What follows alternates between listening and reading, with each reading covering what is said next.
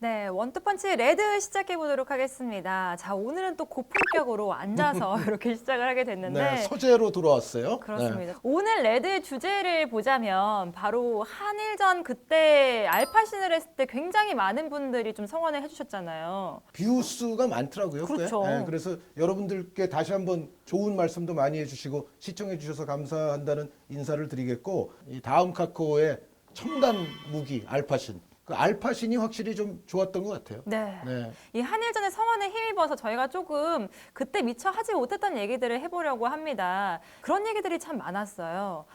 대표팀에 좀 이 선수 좀 써봤으면 어땠을까, 좀 낫지 않았을까 이런 얘기들을 많이 하더라고요. 그래서 이번 레드에서는 한 의원님께서 좀 대표팀에 추천해 주실 만한 K리거들을 한번 뽑아보려고 합니다. 오늘 주제는 그러니까 좀 복합적이에요. 그러니까 대표팀을 위한 어떤 K리거 추천의 의미도 있고 또 지금 한창 또 폼이 좋은 K리그 선수들을 알아본다는 측면에 있어서도 이 주제가 좀 복합적으로 괜찮은 것 같습니다. 그렇습니다. 네. 오늘 좀 어떤 선수들이 딱 눈에 띄세요? 일단 요즘 골키퍼 중에서 눈에 많이 들어온 선수는 광주로 돌아온 그 윤보상 선수. 아, 네. 그러니까 광주가 사실 조금 어렵게 시즌을 시작을 했지만 그래도 어떤 의미에서는 이 정도 또 버텨서 결국 지금은 이제 승점을 광주도 따고 있잖아요. 네. 지금 K리그가 사실 굉장히 흥미진진하게 돌아가는 것이 얼마 전에 수원 FC도 마침내 또 승리를 거두고 그렇죠. 하는 바람에 이제 승리를 못 거둔 팀이 하나도 없고 네. 이른바 6강 아래쪽의 하위권도 승점이 굉장히 촘촘한 채로 전체적인 평균 승점이 지금 상향이 됐어요. 그러면서 앞으로 굉장히 좀 뜨거운 승점 경쟁이 더 기대가 되는데 어쨌든 광주 같은 경우는 지금 윤보상 선수의 좋은 폼이 상당히 도움이 됐다. 전체적인 어떤 세이브율이라든가 이런 걸 보더라도 그리고 경기에 어떤 임팩트를 행사했던 선방들 뭐 이런 걸 모아보더라도 윤보상 선수가 상당히 도움이 됐는데 제가 봤을 때는 약간 이런 생각이 듭니다. 우리가 이제 골키퍼를 예를 들어 뭐 3명을 데려갈 때 네. 사실 이제 넘버 3, 서드 골키퍼의 경우에는 경기에 나설 수 있을 확률이 그렇게 높지는 않거든요. 맞아요.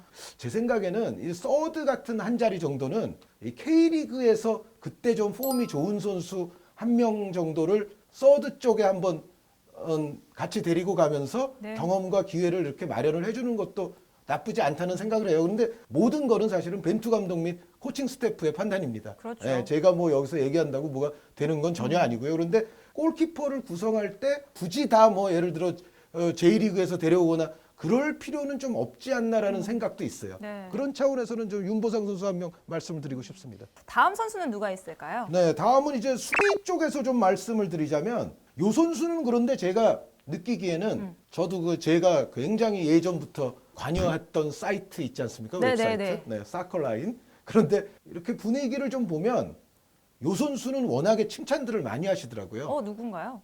당연한 건데 강상우 선수. 아, 그쵸. 네, 강상우 선수는 지금 엄청난 폼을 과시한 지가 꽤 오래됐죠. 네. 지난해 같은 경우는 코로나 사태로 인해서 했어야 될 A매치가 너무 많이 축소가 돼서 그렇죠. 뭐 조금 안타깝기는 한데 그렇지만은 강상우 선수 정도 폼을 지금 지속한 기간으로 봤을 때는 한 번쯤 이제는 좀 등용해 주는 게 오히려 정상 아닌가라는 생각이 들어요. 그런데 다만 이제 이런 거는 좀 있죠. 강상우 선수가 지금 포항에서 특히 왼쪽 측면 백으로 많이 뛰는데 그렇다고 해서 강상우 선수가 전문 왼발은 아니거든요. 네. 그러니까 이른바 이제 반대발 윙백처럼 이제 강상우 선수가 활약을 하는데 그런데 이제 또 벤투 감독은 이 반대발스러운 또 풀백이나 윙백을 그렇게 선호하지는 않는다. 그렇죠. 뭐 이제 그거는 제가 이해는 가는데 근데 그럼에도 불구하고 저는 이런 말씀은 드리고 싶어요. 전술을 어떻게 잘 짜느냐에 따라서는 풀백 쪽에 반대발 선수가 하나 정도 있는 것도 나쁘진 않다.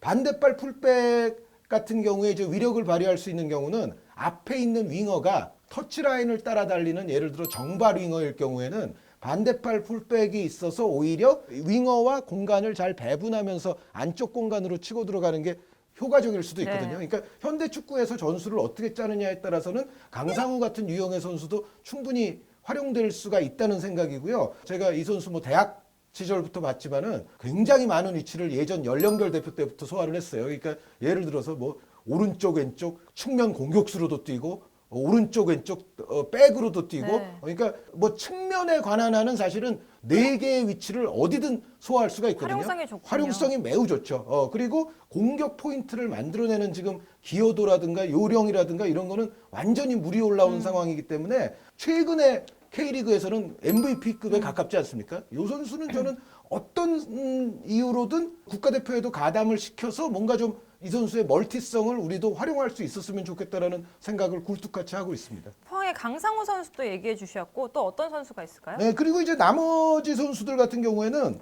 특히 이제 수비 라인의 선수들 가운데서는 홍정호 선수 그리고 이제 올림픽 대표팀에 차출됐었기는 하지만 정태욱 선수 이제 이런 또 센터백들을 생각을 해볼 수가 있겠죠. 이번에 특히 우리가 센터백 라인도 상당히 불안했잖아요. 지난번 알파신에서도 네. 말씀드렸듯이. 그런데 홍정호 선수가 또 전북에 들어와서 여태까지 꾸준히 한 것을 따지면 홍정호 선수도 이제는 한 번쯤 국가대표로 다시 컴백을 시켜도 될 정도의 저는 그 안정성, 노련미, 어떤 또 수비의 중심을 잡아주는 능력 이런 거를 충분히 짧지 않은 기간 동안 보여왔다고 생각하거든요.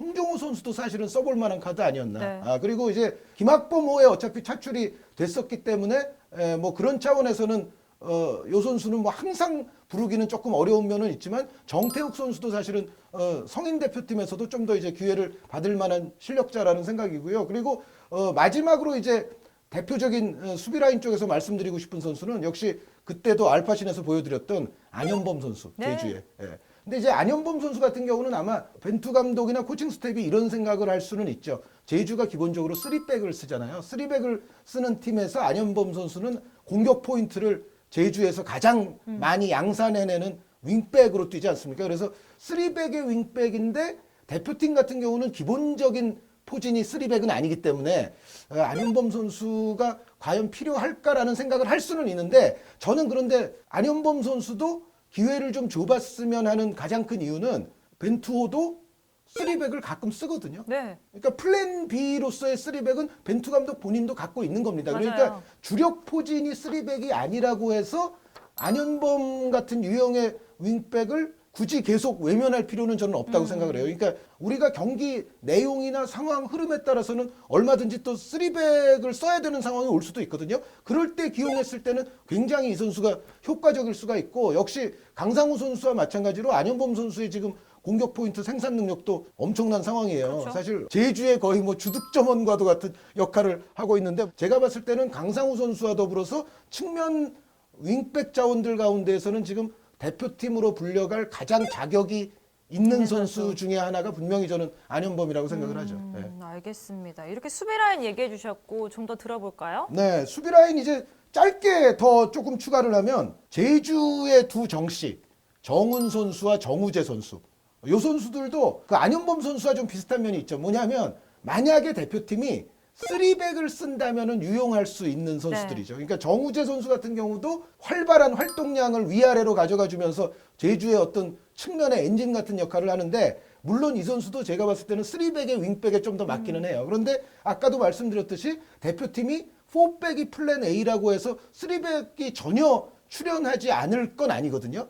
그렇게 보면은 정우재 선수도 제 생각에는 약간의 저는 가능성이 있는 후보군 중에 하나 아니냐 정도 생각은 하게 되고 정훈 선수야말로 만약에 3백을 쓸 경우에는 센터백 3명 가운데 측면에 위치하기에 정말 좋은 선수죠. 그러니까 정순주 아나운서도 아시다시피 정훈 선수가 요즘 같은 경우는 중앙 수비를 많이 보지만 측면과 중앙이 다 가능한 스타일인데 이런 스타일의 선수는 대표적으로 3백을 세울 때 사이드 센터백으로 세우기가 아주 적합하거든요. 그 정도의 유연성과 어떤 실험의 기회 정도는 부여받을 자격이 있는 선수들이 있다. 그 말씀이고 거기에 또 부합하는 한 선수가 요번에 올림픽 대표에 가긴 했습니다만 수원의 김태환 선수. 네. 수원의 젊은 김태환 선수.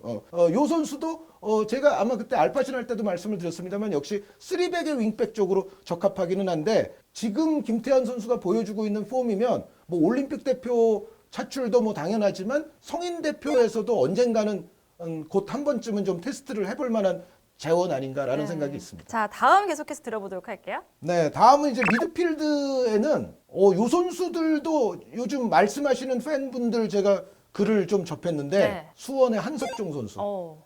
근데 한석종 선수는 뭐 팬분들 생각도 그렇지만 커리어의 지금 가장 고점이라는 생각이 들어요. 그러니까 잘하죠. 한석중 선수가 예전에 이제 인천에서 아주 그냥 미드필드의 지주 역할, 엔진 역할, 아주 탱크 같은 역할 이런 것도 잘했고 또 킥 능력으로도 이제 좋은 패스 뭐 이제 이런 걸 많이 보여줬었는데 인천 시절 그리고 이제 상주 시절보다도 지금 수원에서 뛰고 있는 한석종 선수가 제가 봤을 때는 가장 안정적이고 볼 다루는 능력 자체가 예전보다는 뭔가 한 단계 업그레이드 된 것 같아요. 팀과 함께 좀 상승하는 느낌이랄까요? 예, 그러니까 그 팀을 상승하게 하는 가장 중심에 또 저는 한석종 선수가 있다는 생각이고요. 그러니까 예전에는 사실은 약간 볼 처리나 이런 게 좀 불안함이 배어 나올 때도 있었거든요. 그런데 제가 봤을 때 그런 빈도가 이제는 많이 줄어들고, 이제는 정말 그 후방 쪽의 어떤 플레이 메이킹 같은 거를 안심하고 맡겨도 될 정도의 예전의 장점도 살아있으면서 전체적인 경기 운영 능력이라든가 안정성이 제가 봤을 때는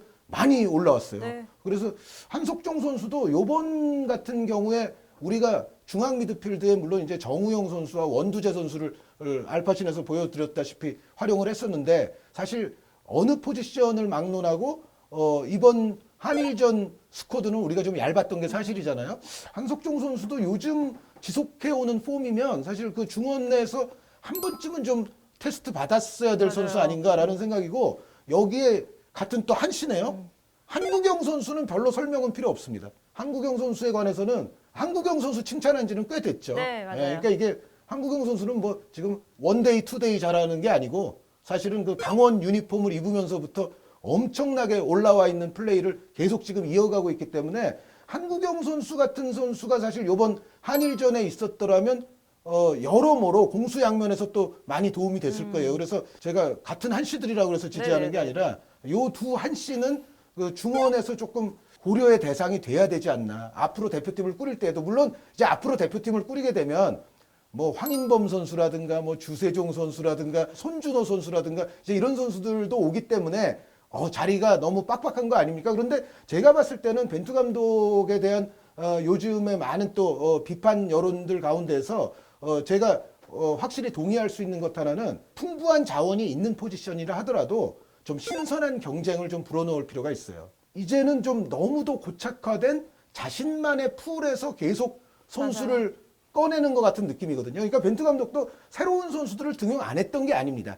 저도 알고 있고 일부 세대 교체로 등용했던 선수들도 충분히 있기는 해요. 그런데 그 부분들이 어느 순간에는 이제는 조금 멈춘 것처럼 보이고 이제는 정말 아는 풀에서만 뭐 그때그때 끄집어내는 거 아니냐라는 생각이 드는데 우리가 이제 6월에 월드컵 2차 예선인데 2차 예선 단계 정도까지는 풀을 좀 넓힐 필요가 있어요. 그리고 이게 현실적으로도 이제 무슨 말씀을 드려야만 하냐면 이제 6월에 저희가 몰아서 2차 예선을 치르잖아요. 네네. 그런데 지금 안타까운 코로나 사태가 이제 6월에는 또 어떻게 돼 있을지 저희가 확신할 수 없잖아요. 알 수 없죠. 코로나 사태의 어떤 향배에 따라서는 6월에도 풀 멤버가 못 될 가능성은 높아요. 충분히 있어요. 적어도 2차 예선이 진행되는 때까지는 뭔가 풀을 좀 넓혀놓을 필요가 있고 이게 어차피 최종 예선 때는 그렇게 섣불리 풀 못 넓힙니다.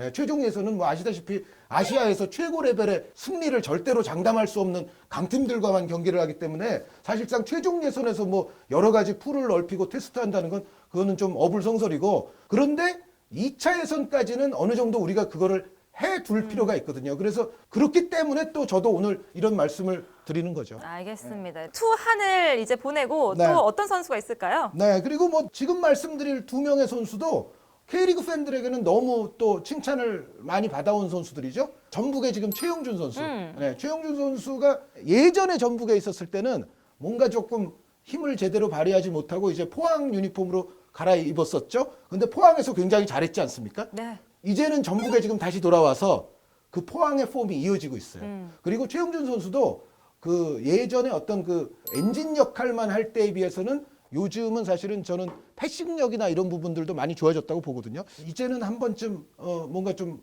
테스트 역시 받을 만한 값어치가 있다라고 생각을 하고요. 그리고 또 한 선수는 이제 고승범 선수 수원에. 예, 고승범 선수는 정말 공격과 수비를 부지런히 왔다 갔다 하면서 수원의 전체 팀의 활력소가 되는 존재일 뿐 아니라 그리고 고승범 선수가 만들어내는 공격 포인트. 그렇죠. 정말 팀이 필요할 때마다 터지는 어시스트, 또 멋진 골들 이런 부분들을 간과할 수가 없잖아요. 사실 고승범 선수는 대학교 때까지만 하더라도 그 연령별에서는 굉장히 이름이 알려져 왔던 재능이었어요. 각종 연령별 대표 뭐 이럴 때 고승범 이름 빠지지 않았었고 사실은 굉장히 재능이 있는 선수였는데 사실 프로 생활을 처음 시작할 때로 좀 돌이켜 보면은 그런 부분들이 좀 많이 감퇴한 상태에서 네. 시작을 했는데 그 이후부터 제가 고승범 선수의 어떤 발전상을 쭉 관찰해 보면 간절함, 절실함 이런 게 굉장히 큰 선수로 저는 확신을 합니다. 그러니까 어렸을 때 어떤 그런 재능 이거를 프로에서도 반드시 터트리고야 말겠어라는 어떤 간절함이라든가 절실함이 오늘날의 그 수원의 중원을 휩쓸고 다니는 그 에이스 같은 고승범 선수를 다시 부활을 시켰다고 저는 생각을 하거든요. 이번에 또 한일전을 보면서 어떤 분들 그런 말씀 많이 하시죠. 정신력 투혼 이런 게 한일전의 상징인데 열정이 없었다. 뭐 이런 경기가 다 있냐 뭐 이제 이런 말씀도 많이 하시는데 아까 뭐 한석종, 뭐 한국영, 뭐 최영준 이런 선수들과 더불어서 고승범 같은 선수도 사실은 이런 유형의 경기에서는 제가 봤을 때는 상당히 팀에 좀 에너지와 열정을 불어 넣어줬을 법한 자원이에요. 여기에 기본적으로 이 선수는 재능과 재간이 있습니다. 그래서 이 선수도 한 번쯤은 좀 대상에 좀 포함이 됐으면 좋지 않겠나. 네, 절실함을 가지고 있는 선수도 좀 봐라 이렇게 또 얘기를 해주셨어요. 그리고 이제는 또 KBK 네. 제가 적어온 명단에 김보경 선수가 있죠. 네네네. 김보경 선수는 사실은 지난 시즌 기준으로 보면 사실은 그 울산에서 MVP 받을 때에 비하면 전북에 와서는 조금 부족했던 게 사실이고 맞아요. 올 시즌도 제가 냉정하게 봤을 때는 좀 기복은 있어요. 그러니까 잘 되는 경기도 있지만 잘 안 되는 경기도 시즌 초에는 좀 있었던 것 같고 한데 왜 그래도 제가 김보경 선수는 이 명단에 포함을 시키냐면은 여전히 그래도 김보경에겐 클래스가 있죠. 그러니까 요번 같은 경우에 사실 뭐 이강인 선수도 있고 남태희 선수도 있고 하기는 했지만 전체적으로 우리가 여러 부위가 좀 결혼이 많은 상황에서 공격에 있어서의 창의성을 불어넣어 줄 만한 미드필더에도 우리가 좀 문제가 있었잖아요. 이런 상황에서는 저는 여전히 김보경 선수는 시기의 폼이 어떠냐에 따라서 소집의 대상은 저는 충분히 될 수 있다고 봐요. 그러니까 그 시기의 폼이 괜찮다고 그러면 미드필드의 창의성의 자원으로서는 충분히 계속 고려 대상은 돼야 된다. 그리고 또 그 뒤에는 또 누가 있을까요? 네, 이 선수들은 뭐 큰 설명은 필요 없는데 올림픽 대표팀에 이제 간 이동경 선수라든가 송민규 선수 이 선수들은 정말 많이 나오더라고요. 뭐 그렇게 전문가들이. 제가 설명할 필요가 없고 그런데 물론 이제 이동경 선수 같은 경우에는 이제 올림픽 대표 뽑혔다가 부상으로 인해서 결국은 또 A 대표팀으로 전환되기도 했습니다만 어찌됐건 다만 아까 이제 정태욱 선수도 나왔고 뭐 김태환 선수도 나왔고 지금 이제 이동경, 송민규 선수도 마찬가지고 제가 이제 좀 이따 마지막으로 말씀드릴 선수가 사실 미리 얘기하면 오세훈 선수인데 네. 다 지금 올림픽 대표 그렇죠. 멤버들 아닙니까? 그런데 요 선수들의 경우에는 6월에 본격 차출이 될 수 있느냐는 그때는 대한축구협회와 김학범 감독과 더불어서 이제 상의는 있어야 될 거예요. 왜냐하면은 올림픽이 7월 11일 정도부터 아마 출발하는 걸로 제가 네. 알고 있는데 축구가 그런데 물론 6월에 열리는 그 몰아서 하는 2차 예선 기간이 한 15일 뭐 16일 이 정도면은 다 마무리가 되니까 올림픽과는 날짜 차이가 조금 있기는 합니다. 그런데 그럼에도 올림픽 역시도 우리가 경시할 수 없는 엄청나게 큰 이벤트 아닙니까? 그렇죠. 굉장히 중요한 이벤트라서 원래는 물론 올림픽 대표나 연령별 대표보다는 무조건 성인 대표가 우선이에요, 네. 사실은. 그래서 성인 대표에서 찜하면 사실은 일단 여기부터 가는 게 맞는데 6월 같은 경우는 그 7월에 있을 올림픽을 대비하는 약간 특수 상황이라서 이때는 사실 그 올림픽 대표 나갈 선수들을 막무가내로 성인 대표가 데려간다. 요거는 조금 이제 좀 불가능해질 수도 있긴 있거든요. 그런데 어쨌든 그 시기적인 문제를 떠나서 뭐 언제 차출돼도 저는 이상하지 않다는 생각이고 특히 조금 공격수지만 미리 말씀드리자면 오세훈 선수 같은 경우는 좀 아쉬웠죠. 사실 올림픽 대표팀도 프로팀들과 연습 경기 많이 했잖아요. 거기서 또 오세훈 선수 폼도 좋았던 것 같은데 저는 뭐 알파신에서 그 문제를 강조하진 않았지만 뭐 가짜 9번도 많이 문제가 됐었고 뭐 전체적으로 우리가 이번에 포워드도 부족했잖아요. 그걸 생각하면은 한일전의 기준에서 또 봤을 때는 오세훈 같은 선수도 있었으면 좋지 않았을까 그런 생각은 하죠. 네, 알겠습니다. 그리고 이제 거의 끝났는데 마지막 한 명? 제가 김지현 선수는 부상이었기 때문에 아마 벤투 감독이 뽑고 싶어도 못 뽑았을 네, 거예요. 네. 김지현 선수 같은 경우는 저는 벤투 감독의 레이더에는 그래도 이제는 그 풀 들어오지 안에는 않았나? 들어와 있는 선수라는 생각은 하는데 어쨌든 그 또 시기의 폼에 따라서 얼마든지 앞으로도 이제 고려 대상이 될 수 있다고 보고요. 그리고 마지막으로 말씀드릴 선수가 조금 전에 이제 정순주 아나운서가 제2 방송사에서 네. K리그 리뷰쇼 하고 오셨잖아요. 네. 누군지 알겠어요. 거기서도 어시스트 또 했던 선수. 아, 그렇죠. 한교원 선수. 네. 네, 오늘 또 한교원- 인터뷰도 했어요. 그런가요? 네. 한교원 선수도 지금 원데이, 투데이가 아니라 굉장히 꾸준히 날카로운 공격력, 특히 뭐 전북을 한동안은 먹여 살린 주인공이라고 해도 과언이 아닌 정도 아닙니까? 물론 이제 한교원 선수 위치에는 손흥민 선수도 올 거고 황희찬 선수도 올 거고 뭐 굉장히 많은 선수들이 오는 게 가능하죠. 그런데 어찌됐건 K리거 윙어 자원 중에서는 대표적으로 한교원 선수는 계속 대표팀의 레이더에는 들어와 있어야 될 정도의 활약을 이어가고 있다. 네. 요 말씀을 드리고 싶습니다. 네. 특히나 또 K리그를 주목해 볼 때 좀 팀의 흐름이 좋으면은 폼도 같이 올라오게 돼 있잖아요. 그러니까 그럴 때 조금 많이 주목을 선수들을 몇 명이 좀 보셨으면 좋겠다라는 개인적인 생각도 있네요. 고 정순주 아나운서 지금 멘트를 굉장히 좋아하실 분이 제 생각에는 홍명보 감독이실 것 같아요. 아니 사실 리그 1위는 전북인데 울산은 뭐 사실 올림픽 팀 갔다가 뭐 대표팀으로 바뀐 그 이동경 선수 포함해서 대표팀 네. 엄청 많았고 전북 선수는 너무 없고 이제 울산 선수는 너무 많았던 게 사실 아닙니까? 그런데 제가 그래서 전북 선수들을 여러 명을 오늘 포함을 시켰어요. 그러네요. 전북 선수들도 이런 선수들 사실 안 뽑히는 거는 조금 이제 맞아요. 어떻게 보면 약간 이상함이 있었죠. 그런데 여기에 이제 제가 마지막으로 명단에는 써오진 않았는데 기억나는 선수 한 선수만 추가하겠습니다. 누군가요? 윤비트, 아. 윤빛가람 선수. 왜냐하면 이 선수는 이번에 벤투 감독이 뽑았죠. 네. 뽑았는데 안타깝게도 마지막 순간에 이제 부상으로서 결국은 뛰지 못하게 됐었잖아요.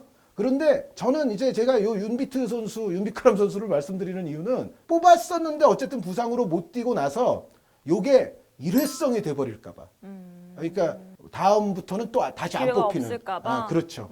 윤빛가람 선수는 제 생각에는 역시 아시아 챔피언스리그 MVP 아닙니까? 네. 아시아 챔피언스리그를 평정했다는 이야기는 아시아에서 정말 손에 꼽힐 만한 미드필더라는 얘기 아닙니까?